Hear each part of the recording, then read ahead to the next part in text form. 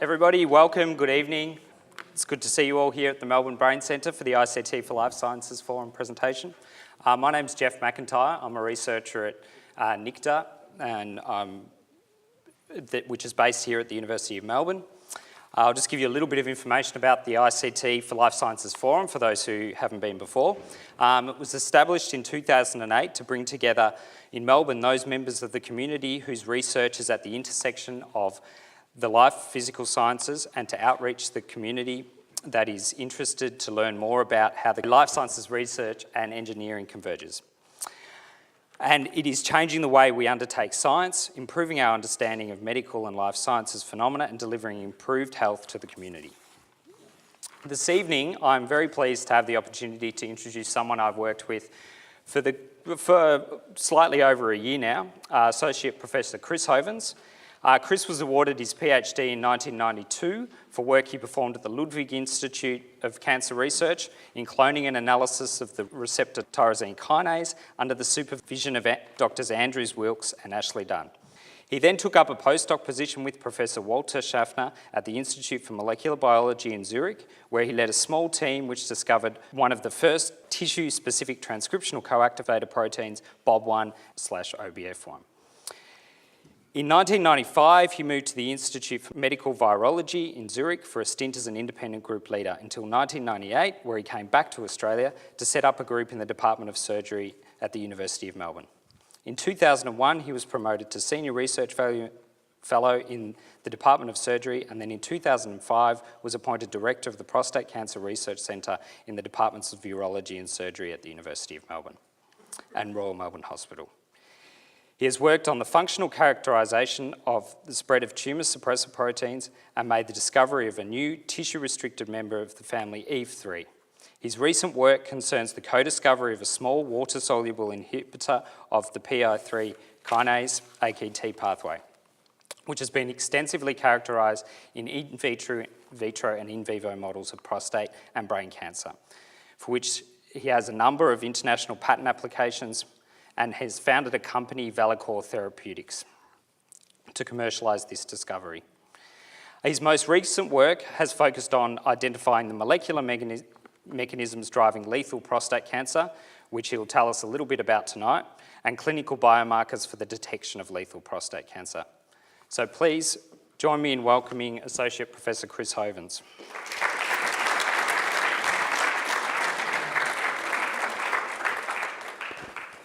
Thanks, Jeff. Thought that was going to take up the whole hour. Thanks to the organisers. I didn't realise what a big forum this is and so interesting, so I'll try and make sure I attend more of these meetings in the future and encourage the people I work with to do so. Now, I know there's a diverse audience, or at least I've been told there is, here tonight, and what I'd like to do is try and put this into context, what we're trying to do in prostate cancer, in the overall context of cancer and the battle that has been undergoing, in fact, for the last 42 years, in coming up with the reason why some cancers are lethal and others are not. So I'd start off by saying, trying to actually look at where are we with cancer and what's the history of the cancer research effort. It's quite sobering. This is some of the latest statistics that the Centre for Disease Control in the US on the US death statistics. And it's quite sobering to realise that since 1935 and 2010, the latest preliminary figures that have just been released, in fact, heart disease and cancer remain the first and second leading causes of death over the last 75 years. In fact, the only change that's going to happen in the next 3 years is that it's predicted that cancer will overtake heart disease as the leading cause of death in the US. Yeah, so this is the data that's come up, released recently by the CDC about death statistics for cancer, as I was explaining, and heart disease, the leading causes. And in fact, it's interesting that they haven't budged since 1935, as I said. Now, we've been actually at war in cancer. In fact, it's the world's longest running world war. It's probably even running longer than the war on terror will. And it's been going now for 42 years. And it started off really with President Nixon in 1971. where he rather optimistically said that cancer would be cured by 1976. Unfortunately, on that day that he signed the Act, he also said, in the years ahead we may look back on this day and this action as being the most significant act taken during this administration. Unfortunately, history suggests otherwise. And in fact, it turns out that cancer is not a good thing for politicians and people to make predictions about. In 2003, Andy van Eschenbach, who's actually a urologist who our head has worked with a lot in the past, was the head of the National Cancer Institute. And he made a very optimistic, at the time, assertion that the challenge was to eliminate the suffering and death from cancer and to do so by 2015. That's still got 2 years to go, I guess. If you're very optimistic, you might think he might still be right. Took 2 years later, but the American Association for Cancer Research actually agreed with him in 2005 and said, well, we think that's feasible. So that's going from 6 years to 12 years prediction. Well, in 2009, President Obama has said, we're going to get a cure for cancer in our time. Sort of vague. I think they're getting wiser that you need to go a bit further out in your predictions, because the thing that's really key about cancer is going to humble a lot more people than before mankind humbles it, I think. And he had a very nice line, it's now time to commit to ourselves to waging a war against cancer as aggressive as the war cancer wages against us. What's he doing to wage that war? Well, some would say actually not quite a lot. He's announced that there'll be $1 billion of a $5 billion special medical research spending plan will go into the genetic causes of cancer. And a lot of us that are working on cancer say the whole problem with cancer and why we're not really getting anywhere is we actually don't know what we're dealing with. And until we do, we can't really make some meaningful advances. And in fact, you can track, apparently, the cancer-related federal spending on cancer due to the Recovery Act. I actually logged on yesterday to try and figure out it's absolutely impenetrable and it could not work out at all what's spent. So I suppose it's actually quite a successful website that they've designed. Some more sobering facts about cancer.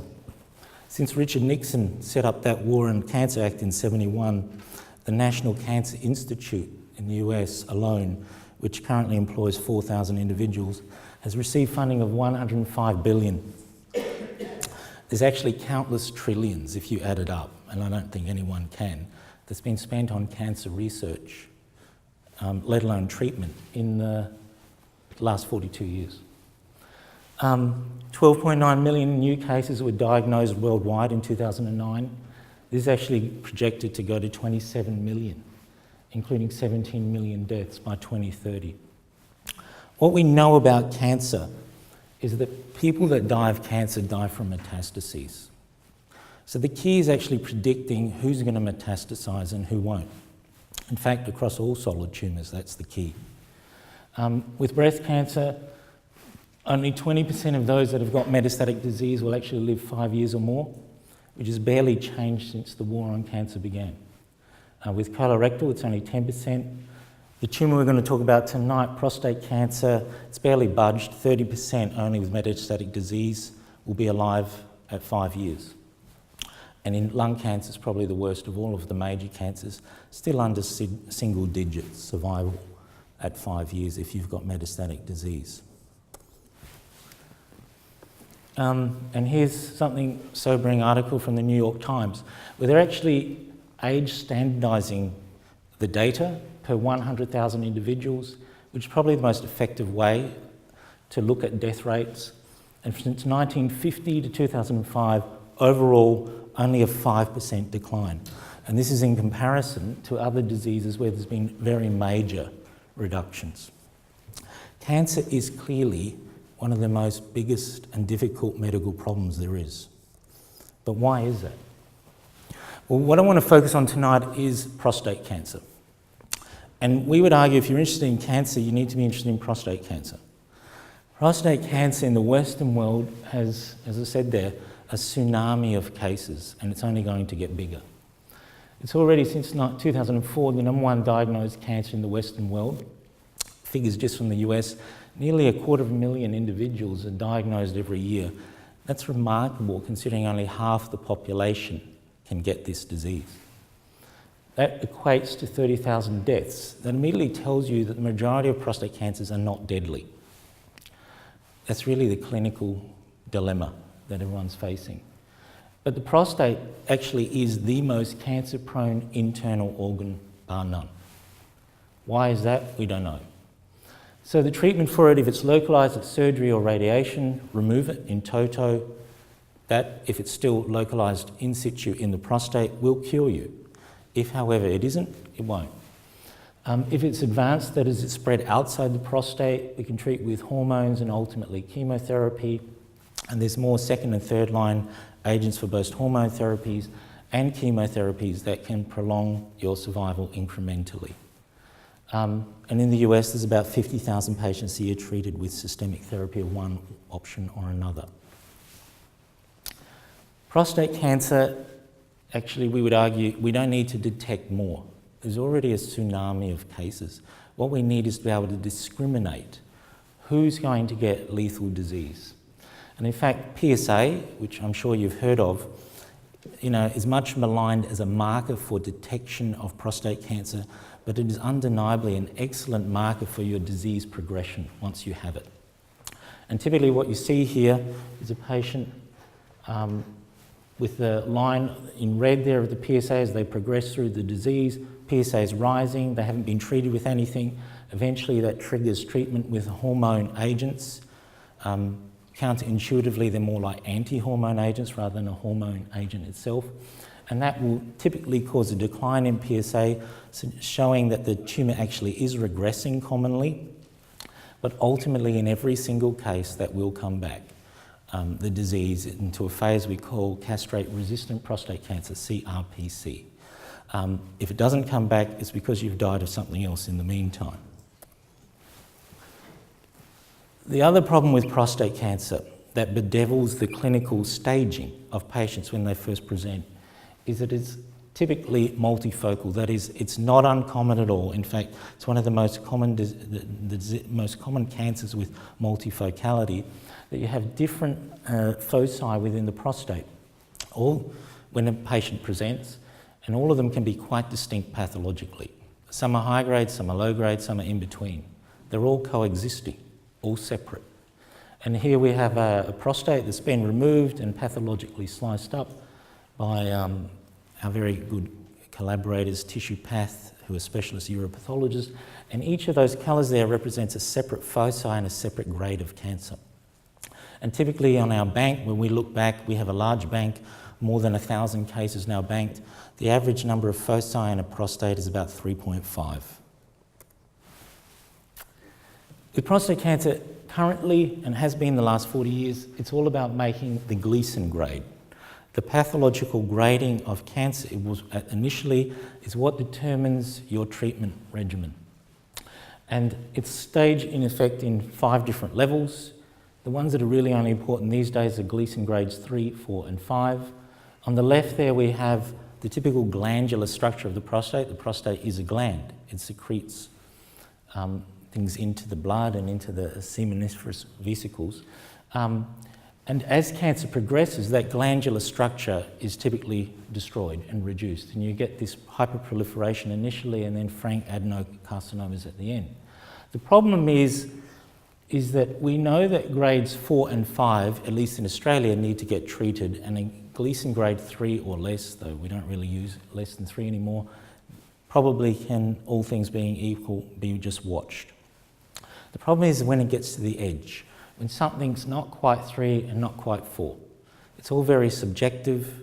In fact, if you give different pathologists exactly the same sample to look at, they can come up with different gradings. The other problem is, at least for research, the key question we're interested in is lethality. It's not uncommon, so we're banking your prostate and your tumours. It's not uncommon that you might die from this 20 years down the track. But we need to bank your tissue fresh to do all the analyses I'm going to tell you about tonight that we've done. So you need to have a long follow-up to be able to analyse things properly, and you actually need to know who are the patients that are going to spread and who aren't. And the key question, as it is in fact for most solid tumours, is who's got that lethal potential? Now, I just told you that it takes often 20 years for a patient to die. Some, you're going to hear tonight, have died much quicker than 20 years, and they're the ones we're going to talk about. But in general, it can easily take 20 years. So how do we predict a cancer that's going to kill you 20 years from now early on? So as I mentioned before about metastases, that's what nearly everyone that dies of solid tumours dies on. Just about everyone, they've had metastatic disease. It's spread away from the original organ where it appeared. And if you look at this large study that was published back in 1999, and it's been updated recently, a large series of a couple of thousand patients, what happened with them. Every single patient that they looked in this series died from no other cause from prostate cancer unless from metastatic disease. So what we decided to do a few years ago was, okay, we don't necessarily have a lot of patients that have died, but who are all the patients that we have banked that have spread? They've got metastatic disease. Can we get them to come in? Because we've already got their primary tumours, sample those mets. In fact, as they progress through the disease, go on their treatment, fail their treatment, resample, and get a whole complete picture of progression of lethal disease in a single patient. And then can we do that with a few patients? And that's looking at cancer in a way that's never been actually looked at in any meaningful way in any solid tumour yet. So the story of this project is really defining the molecular landscape of lethal prostate cancer, or in jargon, breaking the lethal cancer code. When we get those samples and we can look at them through progression through a single patient, it's trying to perform a complete integrated genomic, epigenomic and transcriptomic analyses of those samples from the same patients to try and get the natural or unnatural history of lethal prostate cancer within a patient. The amount of data we're getting is just deluging us. In fact, we're struggling to cope with it. So we've actually set up an international consortium to deal with this. People at the Sanger Centre in Cambridge and at the Cancer Research Institute in Cambridge are heavily involved in this particular Sanger Centre in analysing this data, particularly David Neal, Simon Tavares and Andy Lynch at the Cambridge Research Institute. Izzy Haviv, if you're working with bioinformatics in Melbourne, you definitely know Izzy Haviv. He's currently in Tel Aviv and everywhere else, wherever he's landing at the moment. And we've got a whole group here in Melbourne at NICTA, the VLSCI and AGRF, which are doing all the sequencing. Where are we at with the genomics of prostate cancer? Well, a couple of papers have been published, major ones in the last 2 years. This is the first one, the genomic complexity of primary human prostate cancer. They did whole genome sequencing and just that on 7 primary prostate cancers. What they showed was there's not many mutations common amongst the genomes. In fact, prostate cancer has a typically very low mutation rate compared to other cancers. And there are only 90 chromosomal rearrangements per genome, and they're usually balanced. Another paper about a year later was saying that they looked at a larger group of primary prostate cancers. They did not do whole genome, just exome sequencing, and they found a particular mutation called SPOP present in about 6 to 15%. The problem with these studies, though, is what does that mean? Well, actually, no one knows. Maybe they're pointing to lethality, and maybe they're not. They have nothing to compare it to, and they have to wait for those patients, the data to mature to see what's happening. And here's one about, they looked at the other end of the spectrum, patients that are actually dying from prostate cancer. In fact, this is samples from a warm autopsy program. Patients that have actually died, and a few hours after their death, they go in and rather ghoulishly sample the metastases from those patients, and then they do genomic analysis on it. It's looking at the 2 spectrum ends of the disease. The problem with this study, though, is it's right at the end. Those patients have been treated with everything under the sun, and any changes you see, what was driving metastasis, what's driving really lethality, what's a response to whatever therapy they're on, it's almost impossible to work it out.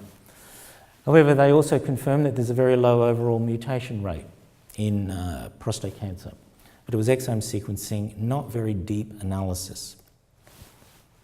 And if you compare those two studies and you look at the copy number variations and changes in the genomes, on the right there, the red and the blues signifying lots of changes in the metastatic samples, and in the primary, there's not so many.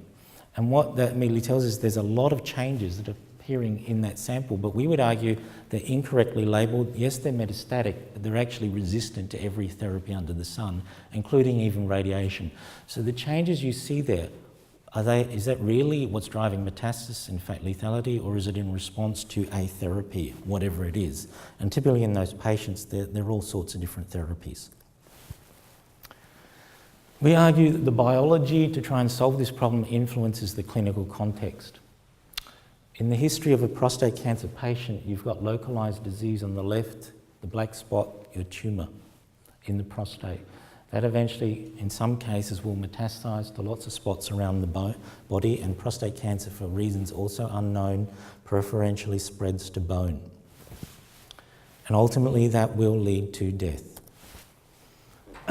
What we can do is treat you with, for instance, radical prostatectomy if it's localised. If it's not localised, it's already spread, that will not cure you. You will then go on to potentially androgen deprivation or hormone therapy that I was talking about before. That will delay things typically for patients, and now we can, as they fail their first line hormones, put them on second and third line and generally buy them some time. You'll see with the patients I'm going to talk about tonight who didn't. But ultimately it's chemotherapy when you get symptomatic disease, that is pain from your bony metastases. And the phases that we call this, in the first phase from localised disease to failing and getting metastasis, is biochemical failure. That is measuring PSA. If PSA comes back after your surgery, we can measure that with PSA. Invariably it means your cancer's come back. We can use that PSA to then monitor your response to androgen deprivation. When it starts to rise again, after either it's dropped or it's stabilised, you're now typically in the phase we call castrate resistant.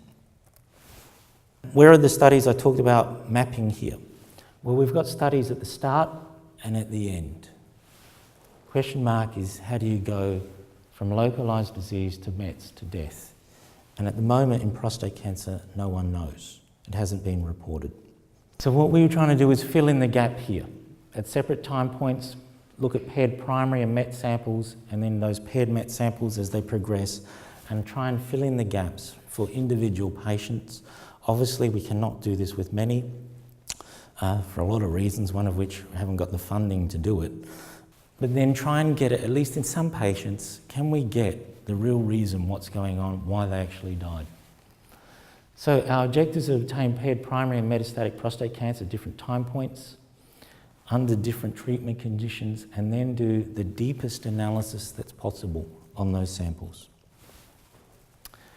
This is what we do to get the tissue. I mean, in fact, one of the reasons this hasn't been done before is that there was a perception that you can't ethically do this, that you can't actually get a patient in and sample the metastases when that's going to put them at clinical risk, when there will be no clinical benefit. And we made it clear to the patients that contributed in this study, we could not give them any clinical benefit. We're actually, well, the ethics sailed through with no problems. It's one of the easiest ethics we've ever done, for humans at least. The animal ones are much more difficult. And intriguingly, all the patients that we've approached, and we've identified 8 so far, we've approached, every single one of them has been only too keen to help. In fact, they often are contacting us after we sample the metastases saying if it wasn't enough sample, happy to come back again and help. Now, we could do this study because we've invested a huge effort and funding into banking about 1,700 patients, all undergoing prostatectomies at the Epworth Hospital in Melbourne, which is Australia's largest private hospital, and actually is the largest prostate treatment centre in Australasia. And we bank every single patient that goes through there, we collect all their clinical informatics, and that enabled us, about 5 or 6 years after we started, and we banked about 1,700, to go back and identify 14 patients that we thought were very likely, based on their symptoms, to have progressed. We went back and found out that 8 of them had. We approached them and they've all contributed to this study. So the way we look at this, we've gone through 1,700 patients to get 8 so far. And then using image-guided biopsy sampling, either ultrasound or CT guidance, we sampled their metastases. Tissue then removed from our bank, the primaries and the metastases that we collected, we cryosection it, confirm histology, and then we do RNA and DNA, and we've looked at methylation and SNP arrays as well on these samples. I'll tell you what exactly we've done in a minute. And we're doing all this at AGRF, doing the crunch, at least generating the data, and the crunching occurs somewhere else. Here are the 7 patients that I'm going to talk about tonight, and I'm going to focus on 2 in particular, because in fact, it's just simply too much data to talk about all 7, and the most interesting stories I thought I could tell you was in the first 2.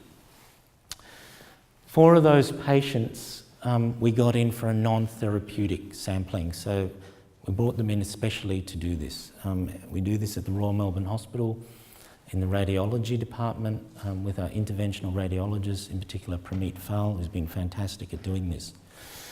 And 3 of them actually had biopsy sampling for actually clinically mandated because it was required. And we've collected in total more than 35 different metastatic samples now from these 7 patients. I told you I'm going to talk about 2 in particular. So let's now look at them. So patient 1. Here's a patient there with his prostate removal. It was back in 2008. And in black there is the extent of his tumour when it was removed. So he had extensive disease, very large. What you can see there, we may not be able to tell, is that what's critical for him is his prostate, as tumour has spread outside his prostate. It's actually extending beyond it, what we call extraprostatic extension. That's not a good sign. He also had positive surgical margins. His Gleason grade was a 9. That's a summation of the 2 main types of Gleason grading. So he had a 4 and a 5 pattern. Gleason 9 is a high-risk tumour. Unfortunately for him, post-operatively, his PSA persisted, didn't drop particularly. And in February 2010, he came in for imaging and a lesion was noticed in his left sacrum. And that sacrum we then sampled. Now we'd already had his primary prostate. So what we've got with this patient in blue there is his, down the bottom is his tumour at his prostate, at his prostatectomy. 35 months later, it's reappeared. It's actually, he underwent hormone therapy, which we'll see in a minute. In fact, he underwent a trial that we're undergoing with a novel second-line hormone therapy called abiraterone, which actually got approved in the last few months. It is of benefit to a lot of patients. He actually went on a trial that we had for abiraterone. So his cancer that we sampled in his sacrum, there in red, 35 months later was actually resistant to hormone therapy and resistant to abiraterone, in fact. And this is a line showing what's happening to him. The black line is showing the PSA as it's rising. You notice there that radical prostatectomy is around 40. After prostatectomy, it's dropping down to about 10. He then went on, because it didn't drop, it should hopefully go to undetectable, meaning all the cancer's removed. He went on hormone therapy. It did drop slightly, but then it starts creeping back up. 27 months later, he goes on abiraterone. Abiraterone is a great drug. More than 50% of the patients get a good response at this stage. Fortunately for him, he didn't. It only stabilised for a few months. Then it starts to take off again. And we sampled it at that point, 35, and he was deceased, unfortunately, about 6 weeks later. Patient 2 is actually the most interesting case of the 1700, it turns out, in our whole series. And in fact, it realised 6 months ago that patient 2 is actually the most studied cancer case in history. We have the most deepest analysis of anyone's cancer, and I think it will be for the next few years. What happened to him? Well, you remember last one, he actually has a tiny cancer. It's less than 0.5 cc's, the black bit there at prostatectomy. It's not high grade, it's Gleason 7, it's what we call intermediate risk. Hadn't spread outside the prostate that the pathologist could detect. And it should really have been okay. It highlights the problem with prostate cancer. So what we've got with this patient is initially we've sampled his prostate tumour, that's the blue circle down the bottom. 2 years later, remarkably, after having undetectable PSA for 2 years, it suddenly exploded back, his cancer. And it gave him a local recurrence, that's the second dot, blue dot up from the bottom there, that appeared at his bladder neck. Then he also had at the same time had 2 metastases that we could detect, one in his iliac crest and one in his sacral shoulder joint. We were able to sample the local recurrence, the sacral met, and the iliac crest, and this is prior to him having any therapy at all. 3 months later, because his cancer, you'll see in a minute, continued to progress remarkably fulminantly, he immediately went on hormone therapy, in fact had radiation to the shoulder joint because he had pain there, so it was palliative radiation. And we were able to sample 3 months later when his tumour had failed the hormone therapy, that same iliac crest, and get a sample that's now what we call castrate resistant. This is what's happened to him on his PSA. You notice he had quite low PSA reading. He had actually a low, sort of intermediate to low risk tumour. Remarkably, for 20 months, his PSA is undetectable. Really, it should have been cured, but it's exploded back. At 24 months, we were able to sample at a procedure called TURP, his local recurrence, as well as metastases. He then went on radiotherapy for his shoulder joint. He then went on hormone therapies, and when that was castrate resistant, the iliac crest, we could resample it. And he died also about 7 or 8 weeks after we sampled his last metastasis. A remarkable case in terms of a clinical series of the 1700 we've looked at. Now, what are we doing with these samples? We're aiming to do whole genome sequencing on every single primary metastatic sample, as we're also doing it on the whole blood to get a reference for what their germline is. We're doing RNA sequencing, look at the transcriptomes of these same samples. And we're doing deep sequencing, 120 million reads, which is about a dozen times more depth than what you can do on standard chip array, bead chip arrays. We're also looking at SNPs. We're looking at 2.5 million different SNPs. And also in some cases, and I'll explain that later, we've also gone back and looked at the formalin-fixed tissue for specific reasons on some of these patients too. We've also looked at methylation. And that amount of data, the issue with it is that people bioinformatically are still struggling how to integrate all that. How do you actually do it? How does it all talk to each other?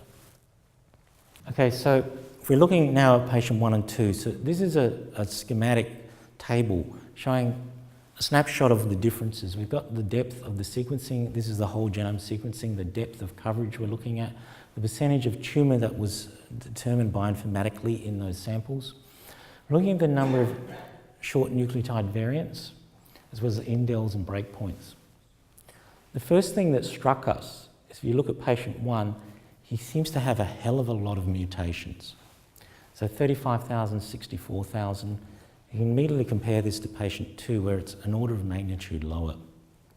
Now, prostate cancer should have a low level of mutation. In fact, it should only be about 2 per megabase, so something like 2,500 to 3,000 maybe variants per genome in prostate cancer.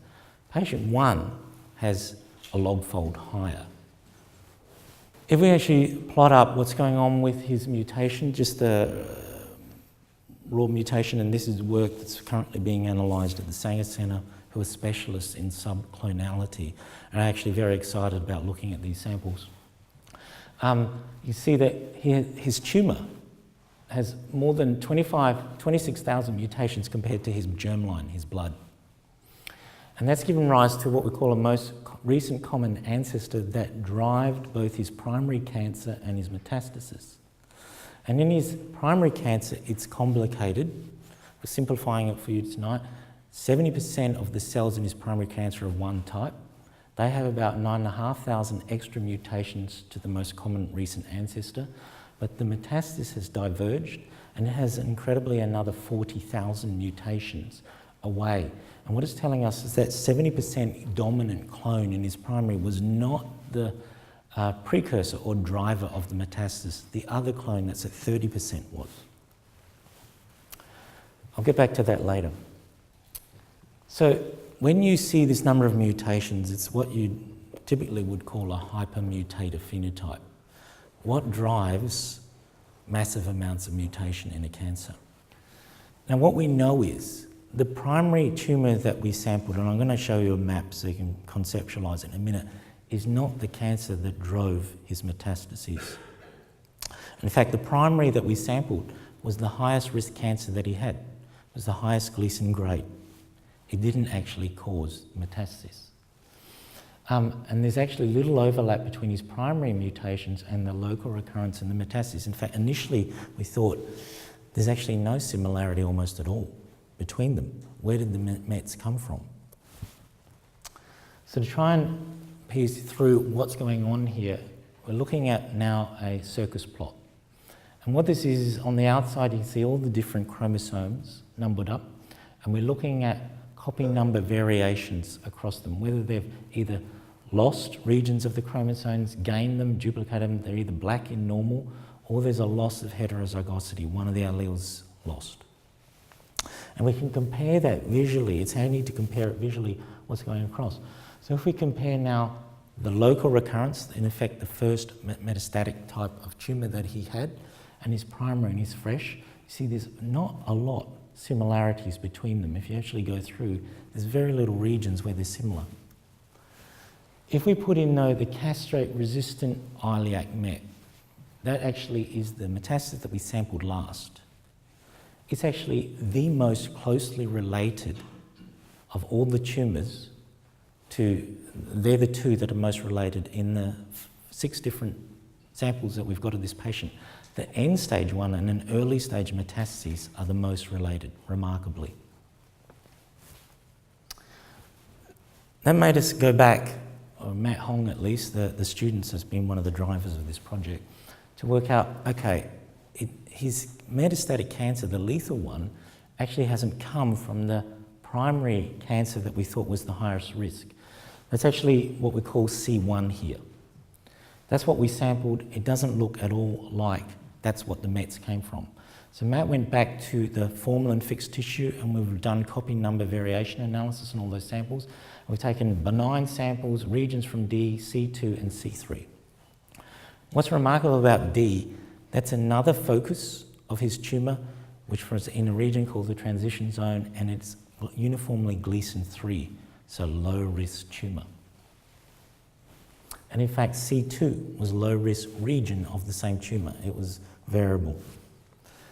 And what basically the story that emerges, unfortunately my pointer isn't coming through, but there's a region here about 5 o'clock, if you look on imagine a clock face, where there's some light blue regions there, and you can see that the 3 inner circles are very similar. They either have the black normal copy number in 3 samples, as well as a loss of heterozygosity in that region, the light blue, and it's very distinct from the other 2 samples.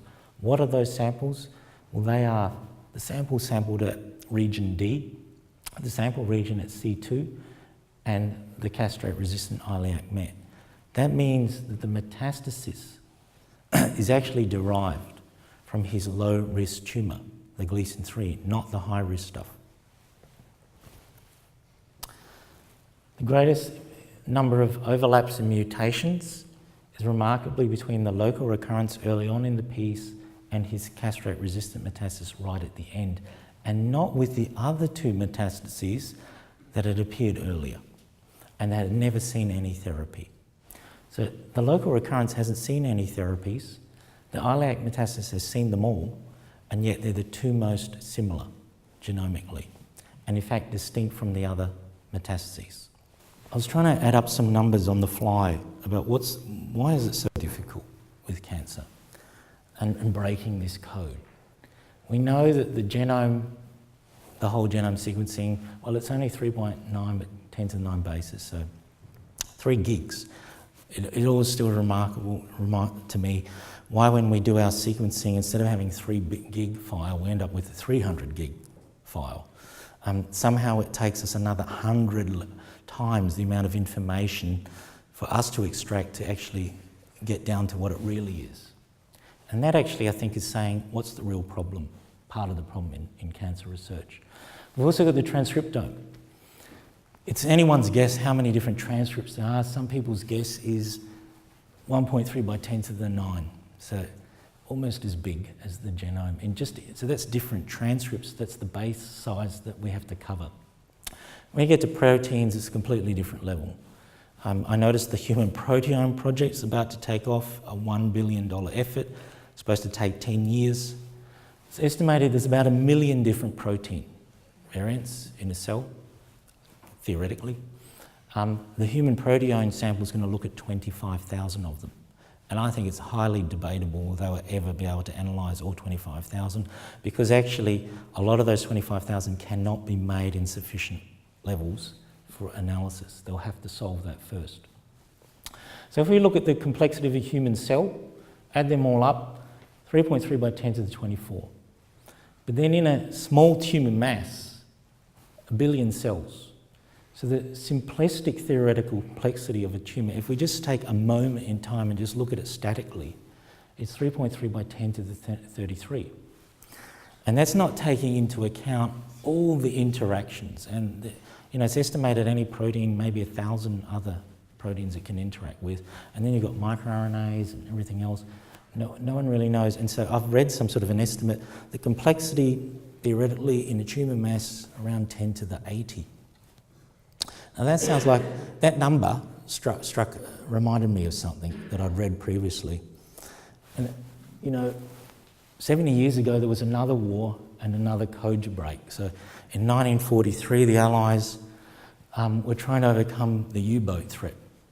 And the way they did it was breaking the code, the Enigma code of the Germans.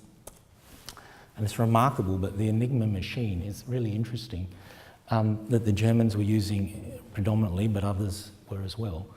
The theoretical number of permutations possible with the Enigma machine was 10 to the 80. You can read what you have to do if you want to try and break that code, the millions and millions. In practice, though, it was about 10 to the 23 because of the way they set it up. It's still a remarkable number of permutations. How did they solve that without computers? It's actually sort of the numbers we're looking at currently, and yet they broke it. And in fact, it's remarkable. Here's on the left, Bletchley Park in the UK, which you can visit. It's a museum now, where they did all the code breaking of the Enigma. Similar maybe to the cancer, if I look at what people are investing, if they really want to solve this. In 1938, Bletchley Park was bought by the Admiral with his own funds because he couldn't get the government to fund it. This is 1938. And it moved in with 20 staff, half of which the Admiral, who was leading the cryptography section, was paying for himself. 5 years later, in 1943, there were 9,000 people working at Bletchley Park. Now, what they were doing is, up on the right, that's the signalling radio. They could get all the data easily. That was the easy part. The problem was decoding it. Where we really are with cancer research, we're still trying to get the data and figure it out. How to get it, let alone how to decode it. And there's one of the very first computers that Turing and others did, what they called their bombs, to break it down. It's actually interesting, you look at the history, the Poles actually broke the German Enigma code in 1937, some years before the English and the Allies did. And they did it with just brilliant mathematical deduction in a process called cribbing, where they would focus on certain words that were used repeatedly and focus on those codes, and from that expand up to break the code. And that's in fact the advantage that we have with cancer. We don't need to know everything, we just need to know what are the critical things. And that's where systems biology, the bioinformatics, and in fact what everyone else has done in the last 40 years in other fields is going to be so useful once we get all the data. And we're still a long way from that. I like to acknowledge, right on time, some of the people involved in this project. Some months ago I tried to work it all out if we ever get this published, hopefully soon. There's like about 72 people I think that could be involved if I listed them all. Here's some of them, the important ones. This has been driven from the Royal Melbourne Hospital Department of Urology and Surgery and the Australian Prostate Cancer Research Centre at Epworth, which we hope the federal government continues to keep funding. And Matt Hong was a PhD student urology trainee that was important in this, and the other key person is the one that introduced me tonight, Jeff McIntyre, who's been leading the bioinformatics analysis, a remarkable effort. Really, it couldn't have happened without the effort that our head, Tony Costello at the centre's put into funding banking and the clinical informatics that go with it. You need the material in the first place to be able to do this. We're actually one of the few places in the world that have the samples to do it. We've had a massive bioinformatics effort at NICTA. At the VLSCI, I've been doing the whole genome analyses, at least building the normal versions of these genomes of these patients that then get analysed at NICTA. AGRF have been doing all the sequencing at WeHi. We have the Cambridge Cancer Centre and the Wellcome Trust at Sanger currently analysing the data in combination with people here at NICTA. We're collaborating with the Vancouver Prostate Centre, the world's biggest prostate centre in Vancouver in Canada, to progress this work. Thank you.